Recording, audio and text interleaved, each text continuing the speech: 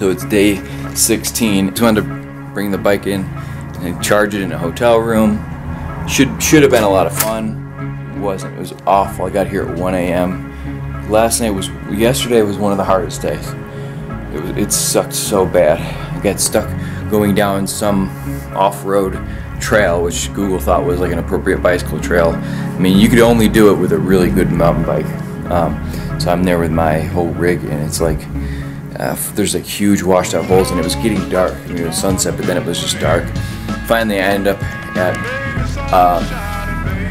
a sign that basically says you can't, if you go any further, you're breaking the law because it's Air Force Base property or something, even though it's still part of the trail.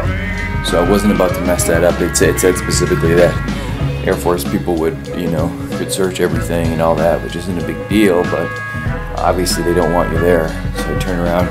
There's no place to ride a bicycle. It's just, this whole place is, I'm in Colorado Springs, I should mention. In Colorado Springs right now, the whole place is just built for the car. I mean, it's all just interstate. There's nowhere, basically, to get down to Route 50 where I need to go today. I need to take like 20 miles of dirt roads. So I ended up really a place I shouldn't be. I'm surprised Colorado Springs is so little bike trails considering. It's pretty bad. But either way, I'm going to forge on. I have about 50 miles until I get back onto a good route, and then hopefully after that I can make some serious time. But yesterday was tough. The hills are just insane over here in the mountains. It's just really tough.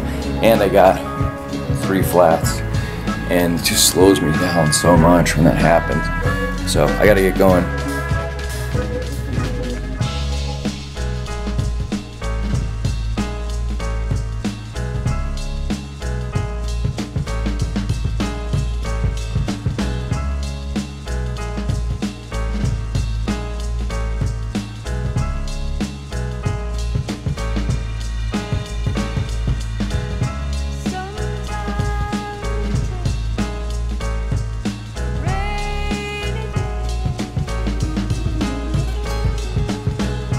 Good afternoon. I'm here in Pueblo. Let's see, I don't know if you can see way back there. It's still see the Rockies, but got a good 50 miles in. It was so hard to find a route that you could just take a bicycle to this town to get. I wanted to get onto Route 50, which looks like a good route going out of here. So I'm looking forward to that. But it took a lot to get to that point where you could actually ride something. So luckily, my Kara helped me. My wife helped me. And she looked at a bunch of stuff on Google, and she figured out that there was only a couple of dirt roads we could take, but the one dirt road didn't end up being too bad at all. And so I took about 20 miles of dirt road, and now we're back on a good road. But it's 90-something degrees today. I think it's 90. It's at least 92. It's probably hotter. I saw that on a sign when I parked. Geez, it seems even hotter now. But so everything's really hot. The bike's really hot. Just even sitting in the sun, the bike's hot, let alone going down the road. So anyway, hopefully get some more mileage in. This is the last we'll see of the Rockies, though. Right behind those McDonald's signs. Just got another flat on the rear this time. I have no idea why. It's terrible. Just found this random overhang here just to get out of the sun because it's so hot that I had my phone just sitting on the phone mount on my bike, and it wouldn't even charge. It just told me that it was too hot to charge. This is awful. I really just can't take this shit anymore. So I just found that basically my rim strip, I replaced my rim strip with some electrical tape because my friend pointed out that it was really narrow. But I probably shouldn't have, since I know that for 9,500 miles it's worked okay, even though it is way too small. But the electrical tape didn't cut it. A couple of little holes. It made basically holes from the electrical tape. But luckily I'm 1.5 miles from the bike shop.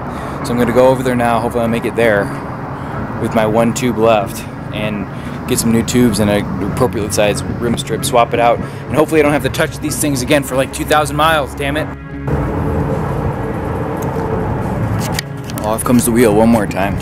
Just put it back on, put some slime in it, got all this shit done, hopefully. And luckily I borrowed a big pump from the bike shop, which makes it a lot easier. Here at Great Divide Bicycles in Pueblo, and those guys were a big help. But Oh, it's too hot. It's too hot to live right now.